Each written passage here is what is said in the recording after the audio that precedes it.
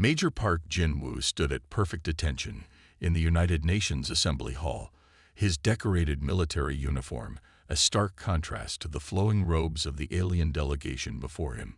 The Stellaris Ambassador Lyra's crystalline skin sparkled under the harsh lights as she addressed the gathered human representatives. "We regret to inform you that your world is classified as a Class 12 Death World," she said, her translator converting her musical tones into clear English. "This is the highest classification we have ever recorded." A murmur ran through the assembled crowd. Park Jin-woo maintained his composure, though his mind raced with the implications. 20 years in South Korean Special Forces hadn't prepared him for this moment. The alien delegation consisted of 5 different species, each more strange than the last. Besides the crystalline Stellaris, there were beings that looked like floating clouds of light, tall willowy creatures with 4 arms, and others that seemed to shift between solid and liquid states. "Your gravity is crushing, your atmosphere corrosive, your temperature swings lethal, and your wildlife." Ambassador Lyra paused, her crystalline form shimmering with what seemed like fear. "Your smallest insects would be apex predators on most worlds." Park Jin-woo cleared his throat. "With respect, Ambassador, you haven't told us why you're here. Surely not just to classify our world." The ambassador's form dimmed slightly, a sign of distress among her kind. "We need your help. The Galactic Council faces an enemy we cannot defeat. The Shadowers have already conquered 3 peaceful systems. And you want military assistance from Earth?" Park asked, keeping his voice neutral despite his surprise. "Yes." The ambassador's voice carried a note of desperation. "Our species have evolved past warfare. We haven't fought a real war in over 10,000 years. The Shadowers." She gestured with a crystalline arm, creating a holographic display of ships attacking peaceful worlds. "They are aggressive, but not like humans. They are systematic, predictable. They have no concept of adapting tactics or strategic thinking. But they are powerful, and we have no defense against them." Park studied the holographic battles with professional interest. The Shadowers ships moved in rigid formations, their attacks following clear patterns. Any human military strategist would have a field day with such predictable enemies. "Most species we encounter either evolve past warfare or destroy themselves," another alien, a cloud-like being, added. "You humans are unique. You have mastered warfare yet maintained peace. You understand violence but choose cooperation. You are dangerous, yet disciplined." Park thought about his years of service, the countless training exercises, the peacekeeping missions. Humans had indeed learned to channel their capacity for violence into protecting peace. "The Council has already voted," Ambassador Lyra said. "We are formally requesting Earth's assistance in defending the galaxy. In return, we offer full membership in the Galactic Council and access to our technology." "I'll need to consult with my superiors," Park replied diplomatically, though he already knew what the answer would be. Humanity had dreamed of the stars for centuries. Now they were being offered advanced technology and a chance to prove themselves on the galactic stage. As he left the assembly hall later that day, Park received a call from the South Korean Military Command. He was to lead the first joint human-alien military training program. The irony wasn't lost on him. A species from a death world, considered primitive by galactic standards, would now teach advanced aliens how to fight. Looking up at the evening sky, Park could see several alien ships twinkling among the stars. Humanity had just been thrust onto a much larger stage, and as a military man, he knew that the galaxy was about to learn why Deathworlders were not to be underestimated. The real question was, were the aliens ready for what they had asked for? Teaching peaceful species to fight wouldn't be like training raw recruits. These beings had no concept of warfare, no instinct for survival in harsh conditions. This would be either humanity's greatest achievement or their biggest mistake. Either way, the galaxy was about to change forever. Captain Lee Ha-won sat in the newly established Galactic Defense Center, surrounded by holographic displays showing Shadower attack patterns. As Earth's top military strategist, she had been called in to analyze the enemy's tactics. What she saw made her shake her head in disbelief. "They always attack in the same formation?" she asked, watching another replay of a Shadower assault. The alien tactical officer, a tall being named Nexus with 4 arms and silver skin, nodded. "They have not changed their strategy in 12 attacks." Lee leaned forward, her eyes narrowed. "And nobody thought to attack their flanks, or set up an ambush." The blank look from Nexus told her everything. These aliens truly had no concept of warfare. In the adjacent laboratory, Dr. Kim Da-yun was having an equally interesting time studying alien physiologies. Her latest discovery had made her call for an emergency meeting. "Most of these species can't even handle our regular gravity," she explained to the assembled human and alien officials. "Their bones would literally break under normal Earth conditions." She displayed several holographic anatomical models. "And their pain tolerance, it's practically non-existent." Major Park Jin-woo, who had been overseeing the entire operation, rubbed his temples. "So we're supposed to teach combat to species that can't even stand on our planet." "That's not the worst part," Dr. Kim continued. "Their stress response is completely different from ours. Where humans get an adrenaline boost in dangerous situations, most of these species just shut down." The aliens in the room shifted uncomfortably. Ambassador Lyra's crystalline form dimmed slightly. "This is why we need your help. We cannot fight like you can." Lee pulled up more battle footage. "The Shadowers have been winning because they're the only ones actually fighting. But their tactics are," she searched for a diplomatic word, "primitive. They attack head-on. No deception, no strategy. They rely purely on superior numbers and technology." "Which has worked perfectly against beings who have never fought a war," Park added. A new alert flashed across the screens. Another Shadower attack was in progress, this time on a mining colony in the Centauri sector. Lee jumped into action, her fingers flying across the holographic controls. "Look at this," she said, highlighting the Shadower ship's movement patterns. "They always protect their command ships the same way. Always place their heavy weapons in the same positions. It's like they're following the instruction manual without understanding why." Dr. Kim looked up from her data. "Maybe they are. My research shows the Shadowers have a partially hive mind structure. They might be incapable of individual tactical thinking." Park turned to Ambassador Lyra. "We'll help you, but this won't be easy. We need to completely rethink how we approach combat training. We can't teach your people to fight like humans. They physically can't. We need to develop new strategies that work with your abilities." "Whatever it takes," Lyra replied, her voice firm despite her obvious discomfort with the topic. "The Shadowers have already destroyed 3 peaceful worlds. We cannot allow them to continue." Lee was already drawing up new battle plans. "We'll start with defensive strategies, teaching your people to resist panic in combat situations. Then we'll work on using your natural abilities in ways the Shadowers won't expect. And we'll need to establish protected training facilities," Dr. Kim added. "Environments safe for all species involved." As the meeting concluded, Park looked around at the strange assembly of humans and aliens. Earth's military leaders had expected to teach combat techniques, but they were actually going to have to reinvent warfare itself. They needed to create a completely new way of fighting that worked for species who had evolved without any concept of conflict. The Shadowers had no idea what they had started.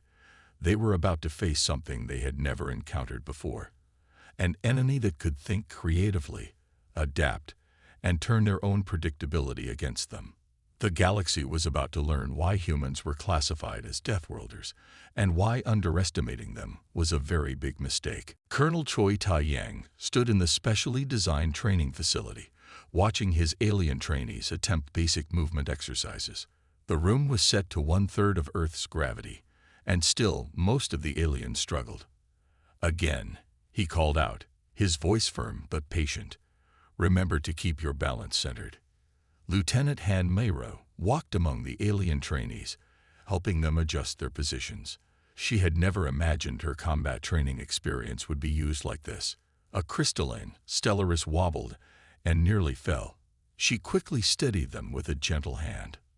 "Your bodies are stronger than you think," she said encouragingly. "You just need to learn how to use them." In the observation room above, Dr. Kim Da-yun monitored the aliens' vital signs. The readings on her screen worried her. Even at reduced gravity, their stress levels are dangerously high. She reported to Major Park Jinwoo. "Can we lower the gravity further?"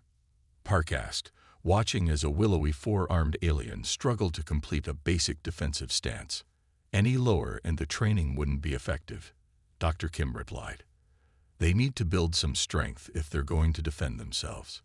Down in the training area, Colonel Choi was demonstrating a simple evasive maneuver. The aliens watched in amazement as he rolled smoothly across the floor and came up in a defensive position. "Now you try," he said. "Remember, you don't need to match my speed. Focus on the basic movement." The aliens attempted the roll. Some couldn't complete it at all, while others moved so slowly they would have been easy targets in real combat. But a few showed promise, particularly a liquid form being who could flow across the floor naturally. "Look at that," Han Myray pointed out. "We need to work with their natural abilities, not against them." Colonel Choi nodded thoughtfully. "Each species will need their own combat style. We can't train them all the same way." In another section of the facility, Captain Lee Ha-won was teaching basic tactical awareness. She had created a simplified simulation of a shadower attack. "Don't try to fight them head-on," she explained, pointing to the holographic display. "Look for ways to disrupt their formations. Use your environment." A cloud-like alien raised what passed for its hand. "But won't they just adjust their tactics?" "No," Lee replied with a slight smile. "That's their weakness. The shadowers don't adapt. They follow the same patterns every time. Once we learn those patterns, we can use them against them." The training continued throughout the day. Despite the challenges, there were small signs of progress. A crystalline Stellaris managed to complete a defensive movement without falling. A four-armed alien discovered they could operate multiple weapons simultaneously. The liquid form beings showed remarkable potential for stealth operations. "It's not much," Colonel Choi reported to Major Park at the end of the day, "but it's a start." Park looked over the training data. "We have 2 weeks before the next predicted shadower attack. Can we have any units ready by then?" "Not for direct combat," Choi answered honestly, "but maybe for support roles. The liquid forms could be excellent scouts. The cloud beings could provide aerial reconnaissance." "That's better than nothing," Park said. "Keep pushing them, but carefully. We can't afford any injuries." As the aliens filed out of the training facility, Han Myray noticed something interesting. Despite their exhaustion, many of them stood straighter than they had that morning. A few even showed signs of pride in their achievements. "They're starting to understand," she told Colonel Choi. "Not just the movements, but the mindset." Choi watched his strange group of trainees leave. They're learning more than just combat skills. They're learning confidence. That might be the most important lesson of all. In the coming days, they would need every bit of that confidence. The shadowers were still out there, still advancing across the galaxy. These peaceful beings were learning to fight not because they wanted to, but because they had to survive. And their human teachers were determined to make sure they did. Sergeant Kang Woo-jin stood in the combat demonstration area, facing 3 training robots. The alien observers sat behind protective shields, their various forms showing signs of nervous anticipation. This was the first time they would see a human fight at full capacity. "Begin simulation," Kang called out. What happened next made several alien observers retreat from the viewing area. Kang moved with explosive speed, taking down the first robot with a series of precise strikes. He rolled under the second robot's attack, used its momentum against it, and disabled it efficiently. The third robot barely had time to register a target before Kang had neutralized it. The entire fight lasted less than 30 seconds. "By the stars," Ambassador Lyra whispered. her crystalline form dimmed with shock. Is this how all humans fight? Dr. Yun Sua, who had been studying the aliens' reactions, stepped forward to explain. Sergeant Kang actually held back considerably. In real combat situations, humans can be much more. She paused, searching for a gentle word. Intense. In another part of the facility, Dr. Kim Dae-yun was showing the alien representatives footage from Earth's martial arts competitions. A group of cloud-form beings drifted away from the screen, their colors shifting to pale pastels of distress. "You do this for sport?" one of them asked in disbelief. "Voluntarily. It helps us stay sharp," Major Park Jin-woo explained. "Controlled combat practice is essential for maintaining skills." The aliens couldn't seem to grasp the concept. To them, the idea of practicing violence was as foreign as breathing water would be to humans. Meanwhile, Lieutenant Han Maire was conducting a different kind of demonstration. She showed how humans could continue fighting even when injured, pushing through pain to complete their mission. "Pain is a warning system," she explained to the stunned aliens, "but humans can choose to override it when necessary." "That's not natural," a willowy four-armed alien protested. "Pain means stop. Pain means danger." Dr. Yoon made careful notes about their reactions. "Different evolutionary paths," she explained. "On Earth, sometimes pushing through pain meant survival. On your peaceful worlds, pain avoidance kept you safe." The day's most dramatic moment came when Sergeant Kang demonstrated emergency survival techniques. He showed how humans could function in extreme temperatures, with limited oxygen, or while injured. "Impossible," one of the crystalline beings declared. "No species could evolve to be so resilient." "We had to be," Park said quietly. "Earth gave us no choice." In the medical bay, Dr. Kim compared scan readings of human and alien bodies under stress. The differences were startling. Where alien bodies shut down under pressure, human bodies activated emergency resources. Where aliens retreated from threats, humans prepared to fight them. "Your species truly are incredible," Ambassador Lyra said to Park later that day. "But also terrifying. How do you control such capabilities?" "Discipline," Park answered. "The same strength that makes us dangerous also lets us choose when not to use that danger. It's why we can teach you to defend yourselves without losing who you are." The aliens began to understand that humans weren't just physically different. Their entire way of thinking about survival and conflict was alien to them. Where the peaceful species saw combat as a last, desperate option, humans had developed it into both an art and a science. As night fell on the training facility, Dr. Yoon reviewed her notes. The cultural shock worked both ways. Humans were just as amazed by species that had evolved without combat instincts as the aliens were terrified by human capabilities. "We're not just teaching them to fight," she told Park. "We're teaching them to understand why fighting exists, and maybe they're teaching us to see peace in a new way too." The gap between species seemed enormous, but they had to bridge it. The Shadowers wouldn't wait for everyone to become comfortable with combat. They had to find a way to turn these fundamental differences into strengths before it was too late. The alert came at 300 Earth time. The Shadowers had attacked the Centauri mining colony, just as Captain Lee Ha-won had predicted. This time, however, the peaceful aliens weren't alone. "All units, battle stations," Lee's voice rang through the command center. "This is not a drill." The alien crews moved to their positions, their movements still uncertain but more confident than they had been 2 weeks ago. The liquid form beings flowed into their scout ships, while the cloud forms rose to their observation posts. Private Nam Ji-hoo sat in his combat pod, connected to one of the alien ships. The humans couldn't pilot the advanced alien vessels directly. Their biology wasn't compatible. Instead, they provided tactical guidance while the aliens handled the controls. Shadower ships approaching in standard attack formation reported a crystalline being named Lux. 3 heavy cruisers, 12 support vessels. "Just like the simulations," Lee said calmly. "Remember your training. Don't try to match their strength. Use their patterns against them." The Shadowers moved exactly as expected. a rigid, unchanging formation designed to overwhelm with superior firepower. They had never needed to change their tactics before. Why should they start now? Scout Team Alpha. Report.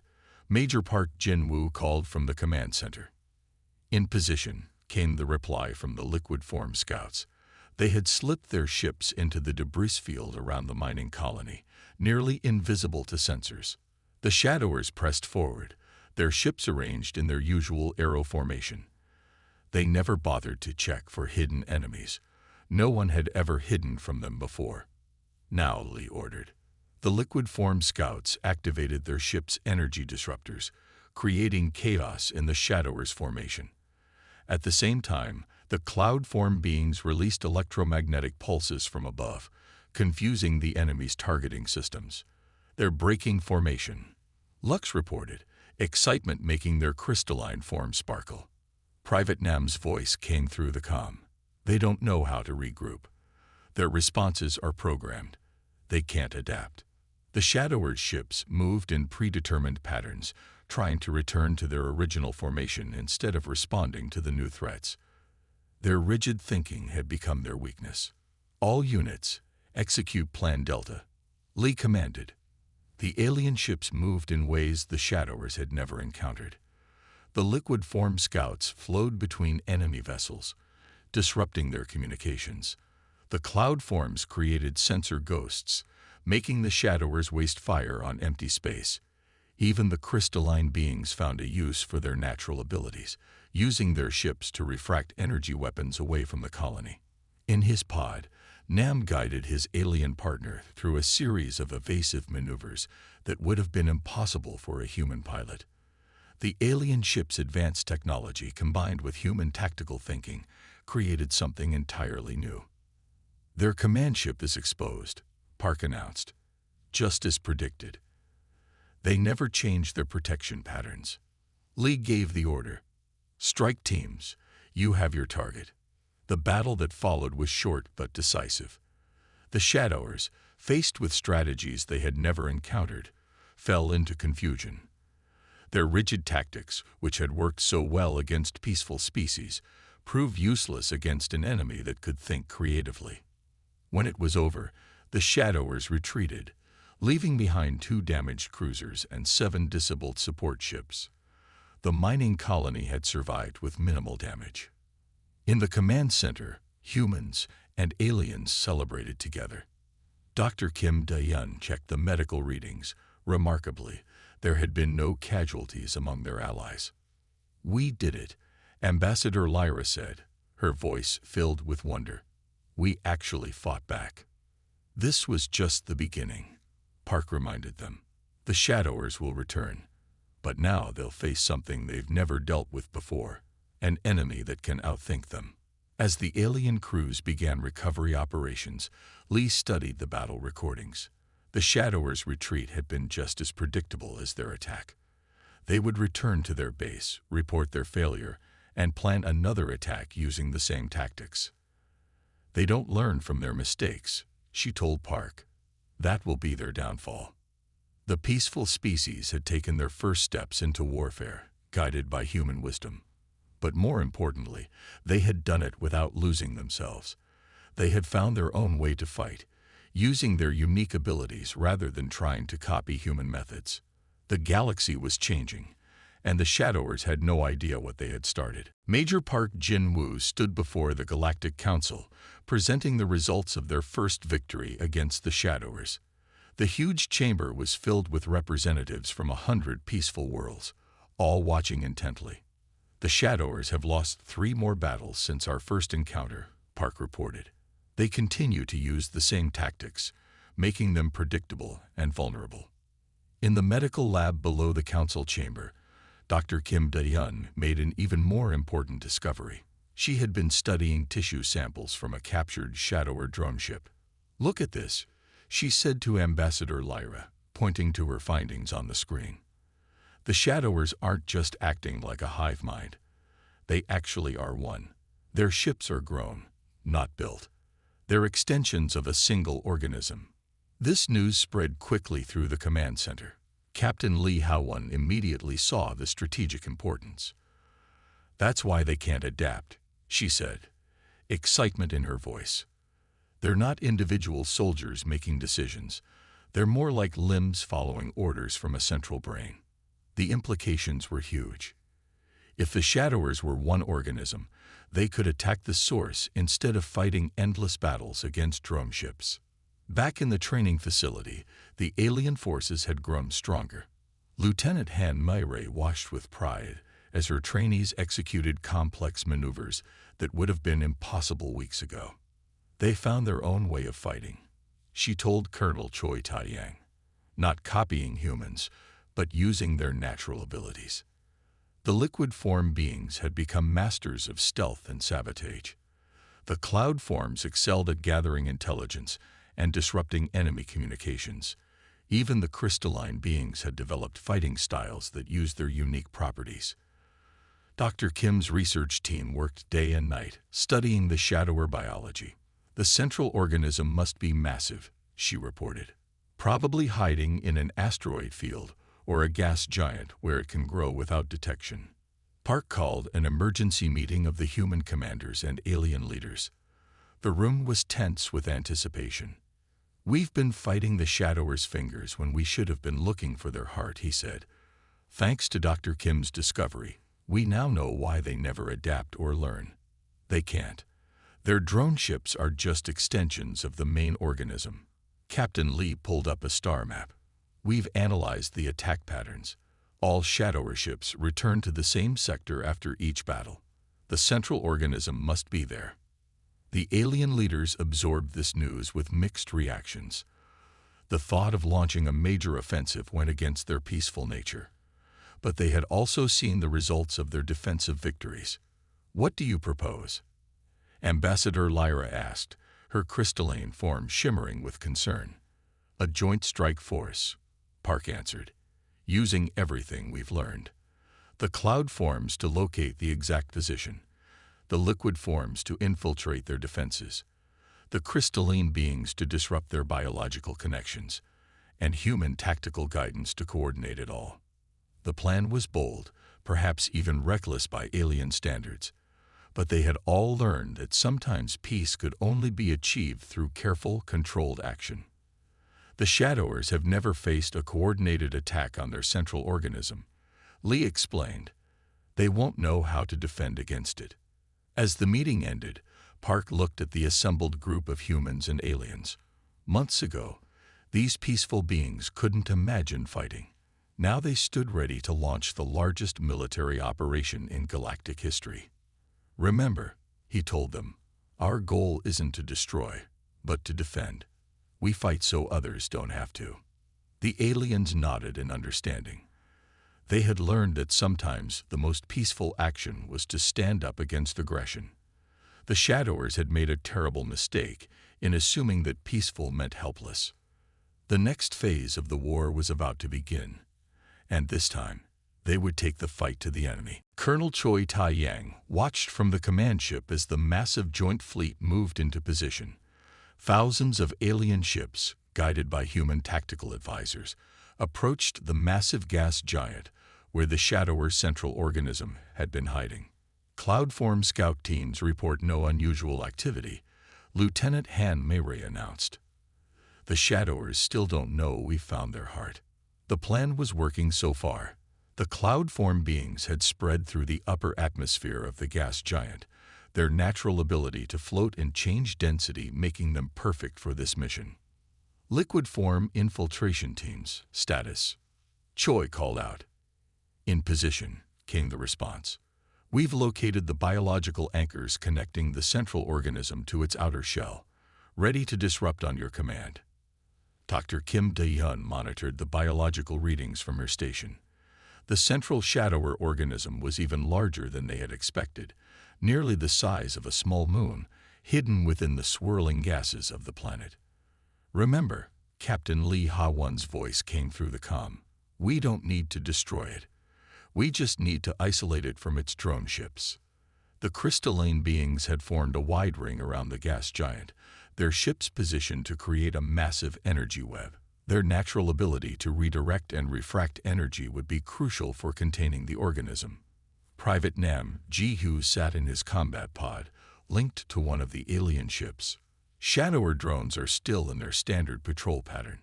They haven't noticed anything wrong. Major Park Jin-woo gave the signal. All units, commence Operation Sunrise. The battle began with silence.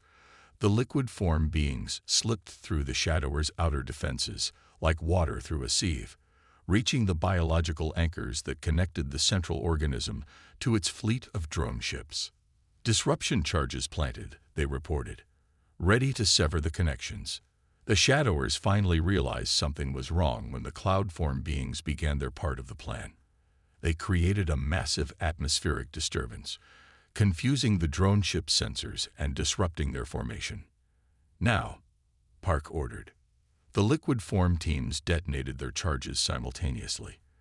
The effect was immediate and dramatic. Across the sector, Shadower drone ships suddenly lost their connection to the central mind. Energy spike detected. Dr. Kim called out. The central organism is trying to regrow its connections. This was the moment they had prepared for. The crystalline beings activated their energy web, creating a cage of refracted light around the gas giant. The central organism could still exist, but it couldn't extend its influence beyond the containment field. The drone ships, cut off from their controlling intelligence, fell into chaos. Some simply shut down. Others continued following their last orders, flying in useless patterns until they ran out of energy. Containment field is stable, reported the crystalline commander. The organism is trapped within its own territory. Lieutenant Han watched in amazement as the mighty Shadower fleet, which had terrorized the galaxy for so long, became harmless in a matter of minutes. Without the central mind controlling them, the drones were just empty shells. Begin recovery operations, Park ordered. Secure any disabled ships for study. We need to make sure this can't happen again. The alien crews moved with confidence now, so different from their uncertain beginnings. They had learned to fight their own way, using their unique abilities rather than trying to copy human methods. Dr. Kim's readings showed the central organism was still alive but contained. It can survive in there indefinitely, she reported, but it can't threaten anyone anymore. As the fleet began cleanup operations, Colonel Choi received messages from across the galaxy. Worlds that had lived in fear of the Shadowers were celebrating their freedom. The peaceful species had discovered they could defend themselves without losing their nature. We should thank the Shadowers, Park said to Ambassador Lyra. Their mistake brought us all together. They thought attacking peaceful worlds was safe because no one would fight back. Instead, they forced the galaxy to learn how to protect peace. The ambassador's crystalline form glowed brightly, and they taught us that being peaceful doesn't mean being helpless. Sometimes the most peaceful action is standing together against those who would destroy peace. The joint fleet moved through space, gathering up the remnants of the Shadower forces. The war was over, but its lessons would change the galaxy forever. 1 month after the containment of the Shadower organism, Major Park Jin-woo stood once again before the Galactic Council. This time, the mood was very different. The last of the drone ships have been secured, he reported. The containment field around the central organism remains stable. The threat has been neutralized. Ambassador Lyra, now the head of the Council's new Defense Committee, stepped forward. Her crystalline form glowed with a confidence that would have been unimaginable just months ago. We must acknowledge that we were wrong about many things, she announced to the assembled representatives. We thought being peaceful meant avoiding all conflict. We thought primitive worlds had nothing to teach us. We were wrong on both counts. In the research center below, Dr. Kim Dae-yun worked with alien scientists to study the captured Shadower technology. The drones, without their central intelligence, revealed many secrets. Their biology is amazing, she told Captain Lee Ha-won. But they never evolved beyond their basic programming. They never learned to think independently like we did. The training facilities had been transformed into educational centers. Lieutenant Han Mei-ray now taught defensive tactics to representatives from dozens of worlds. But the lessons weren't just about fighting. The goal isn't to make warriors, she explained to her students. It's to show you that you can protect yourselves while staying true to who you are. Colonel Choi Taiyang had been put in charge of the new Galactic Defense Force. Under his guidance, each species developed its own unique approach to maintaining peace. The liquid form beings became experts in stealth and reconnaissance. The cloud forms excelled at gathering intelligence and early warning systems.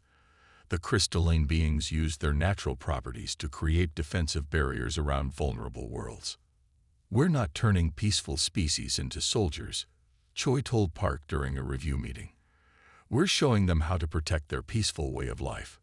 Private Nam Ji-hoo, now promoted to sergeant, worked with the alien engineers to develop new technologies that combined human tactical thinking with alien capabilities. The Shadowers' mistake wasn't just attacking us, he said. Their mistake was thinking that peace meant weakness. In the council chambers, Dr. Yoon Suep presented her findings on the psychological impact of the war. The results surprised many. The peaceful species haven't become more aggressive, she reported. Instead, they'd grown more confident. They know now that they can face threats without losing themselves. Park watched as human and alien crews worked together in the space around the contained Shadower organism. The massive creature would remain there, studied but never released, a reminder of both victory and responsibility. What happens now? Ambassador Lyra asked him. Will humans stay to help protect the galaxy? If you want us to, Park replied. But you don't really need us anymore. You've found your own strength. The ambassador's crystalline form sparkled. Perhaps we need each other. Your species reminds us that sometimes we must stand and fight. We remind you that there are many ways to be strong. The Galactic Council voted to officially admit Earth as a full member. Humans would serve as advisors and teachers, helping maintain peace while learning from the advanced alien civilizations. The Shadowers thought attacking peaceful worlds was safe, Park reflected. They thought we would be easy targets. Instead, they brought together the galaxy's greatest peaceful minds with humanity's understanding of defense. Their mistake changed everything. As he looked out at the stars, Park thought about how far they had all come. The peaceful species had learned to defend themselves without losing their nature. Humans had found a place in the galactic community, valued not for their capacity for violence, but for their willingness to protect others. The Shadowers' mistake had indeed changed the galaxy forever, but not in the way they had intended. Instead of destroying peace, they had made it stronger. They had brought together species that might never have understood each other otherwise. In the end, their greatest mistake had been assuming that peace meant helplessness. They never understood that true peace comes not from avoiding conflict, but from being strong enough to protect it.